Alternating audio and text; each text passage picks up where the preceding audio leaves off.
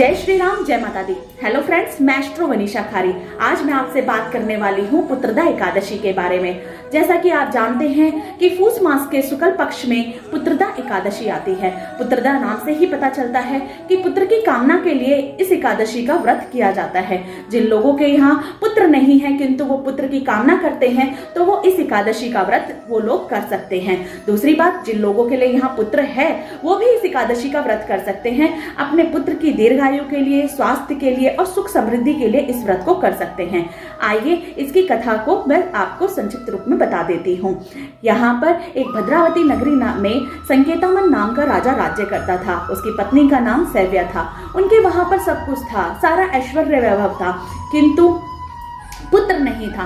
यहाँ तक कि द्वार पर चिंतामणि लगी हुई थी, किंतु फिर भी उसके जीवन में अंधेरा था। यानी कि वह अपने जीवन से निराश था कि मेरे पास सब कुछ है किंतु पुत्र नहीं है। उसने पुत्र कामेष्टि यज्ञ किए, देवताओं को मनाया, पूजा अर्चना की, किंतु एक भी वरदान प्राप्त नहीं हुआ और उसके वहां पुत्र नहीं हुआ। वो निराश हो गया और निराश होने के बाद में वह वन में निकल गया।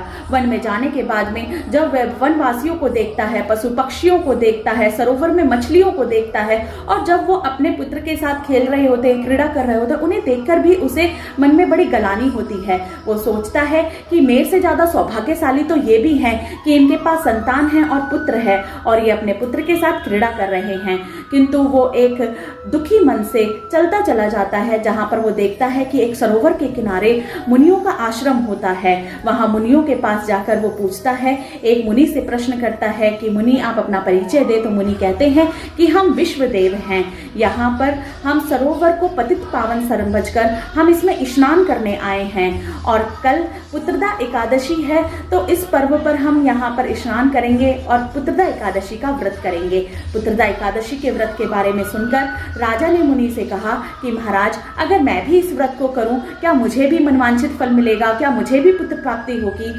मुनि ने कहा कि अवश्य ही, मेरी बात को सत्य समझकर श्रद्धा भक्ति से तुम इस व्रत को करो, अवश्य तुम्हें पुत्र की प्राप्ति होगी। तो राजा ने मुनि की बात को सत्य समझकर श्रद्धा भक्ति पूर्वक भाव से उन्होंने पुत्रदा एकादशी का व्रत किया। पुत्रदा एकादशी का व्रत करने के पश्चात रात्रि में जागरण किया। रात्रि में जागरण कर प्रातः वो अपनी नगरी लौट गए पुत्रदा एकादशी का व्रत कर। उसके ठीक 9 महीने उपरांत राजा के यहाँ पुत्र को प्राप्ति हुई और बेटा पैदा हुआ।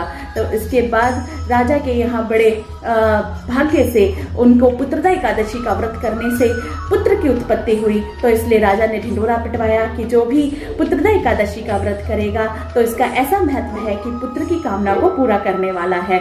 तो अगर आपकी भी पुत्र की कामना है तो आप इस एकादशी व्रत को कर सकते हैं और इसका महत्व सुनने से ही स्वर्ग का फल मिलता है। इस दिन जो नारायण जी की पूजा की जाती है, इस दिन सागार जो लिया जाता है, गौ के दूध का सागार लिया जाता है जिसके नीचे बछड़ा हो। तो इसी के साथ जय श्री राम, जय माता दी। मेरे चैनल को लाइक एंड सब्सक्राइब करना बिल्कुल ना भूलिए।